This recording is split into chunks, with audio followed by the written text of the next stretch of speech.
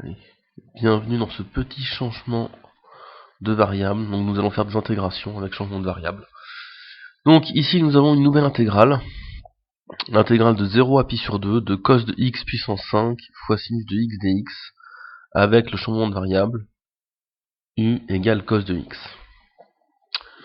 Donc ici, ici le problème qui va se poser c'est comment on fait un changement de variable pour calculer la primitive de ça. Alors, on pose u égale cos de x, donc ça c'est déjà un premier pas. Je vais changer de couleur, voilà. Donc j'ai u qui est égal à cos de x. Si je dérive u, d'accord, donc si je dérive u, qu'est-ce qui se passe? Du c'est quoi? La dérivée de cosinus c'est moins sinus, donc ça me fait moins sinus de x dx. Et là on s'aperçoit d'une chose qui est assez sympathique, c'est que ce terme là, je vais le noter même en rouge, parce qu'il est important, le sinus x dx, je l'ai ici dans mon intégrale, sinus de x dx. C'est identique, c'est la même chose. Il y a juste le signe moins qu'il va falloir rajouter. D'accord? C'est-à-dire que ça c'est juste un petit artifice qui permet de modifier la situation. Si je rajoute un signe moins là, dans mon intégrale, hop, je vais le mettre en blanc, il y a un moins là à l'extérieur, qu'est-ce qui va se passer? C'est que là, le moins, il va se grouper avec celui-ci, que je vais repasser en blanc, voilà, ici, tac, tac, il va me rester un signe moins à l'extérieur. Donc ça, c'est déjà une première chose qui est pas mal. Donc là, on voit que ça, cette chose-là, avec un signe moins qu'on va rajouter, ça me donne un du. Donc ça, c'est plutôt pas mal. Alors, cos de x puissance 5, ça me donnait un u puissance 5. Et là, je me dis, c'est pas mal, c'est-à-dire un problème d'intégration où là, on mélange du cos et du sinus avec de la puissance derrière, ce qui peut être assez lourd, peut se ramener à un problème de polynôme. C'est ce qu'on va voir dans 2 minutes. Donc maintenant, il faut aussi rechercher les bornes, ça c'est important. Le premier... Oups, orange, voilà.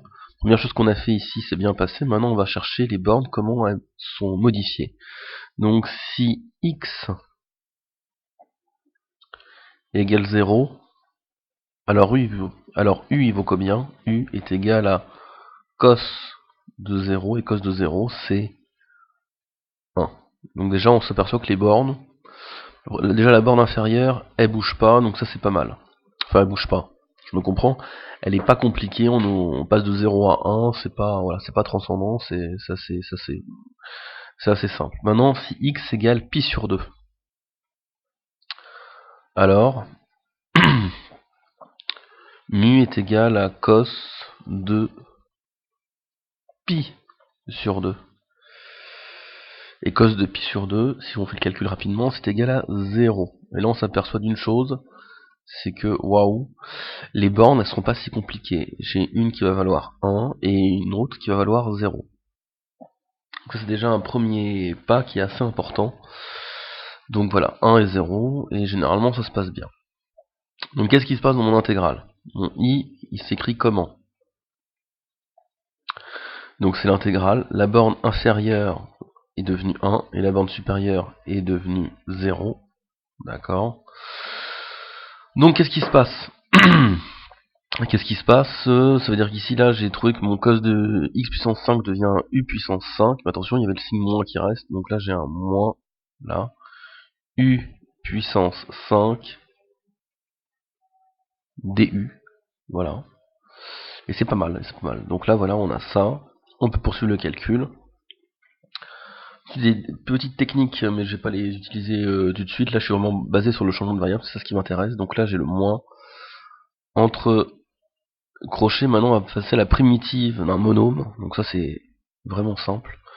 C'est du u puissance 6 sur 6. La primitive de u5, bah c'est u puissance 6 sur 6, très bien. À évaluer entre 1 et 0. D'accord. Donc c'est égal à quoi? Moins, hop, 0 puissance 6 sur 6. Ça, vous êtes conscient que ça va faire 0, donc il n'y a pas de problème. Moins 1 puissance 6 sur 6. Clac. Petite chose, je vais prendre pas du bleu, du rose saumon. Ça vaut 0. D'accord, ça vaut 0. Hop, impeccable. Donc il va me rester quoi ici? Petite règle des signes. 1 puissance 6, ça reste 1. Moins par moins plus, donc ça me fait 1 sixième unité d'air. Et voilà, et là le travail il est fini. Donc on vient de faire un changement de variable pour pouvoir intégrer cette chose-là qui paraît à premier abord assez, assez compliquée. Au final, en faisant juste un changement de variable du style u égale cos de x, on peut se ramener à des choses vraiment très très simples, à du polynôme. Donc c'est ce qui est beau, c'est que ici on est passé d'un mélange, je vais le marquer, on avait un mélange de cos, donc de cosinus et sinus, avec en plus avec une puissance. Donc ça, vous allez comprendre que c'est vraiment quelque chose d'un intérêt stratégique à avoir. Mélange de cos et sinus avec une puissance. On est passé à un problème, un problème d'intégrale une intégrale qui se ramène à un monôme, voire un polynôme. Donc ici, je vais mettre polynôme au niveau, voilà, un polynôme slash monôme, d'accord. Donc Donc voilà, ça permet en fin de compte de réduire le problème. Juste un champ de variable peut aussi permettre de faire fondre un problème, d'accord. Il devient beaucoup plus abordable et il peut même se faire de tête. Ensuite ça, quand on sait le faire de tête, non c'est pas impossible. On peut vraiment faire ce genre de choses de tête et on s'aperçoit que faire un petit changement de variable, c'est quand même assez aisé. Voilà, merci de m'avoir suivi pour ce petit exemple.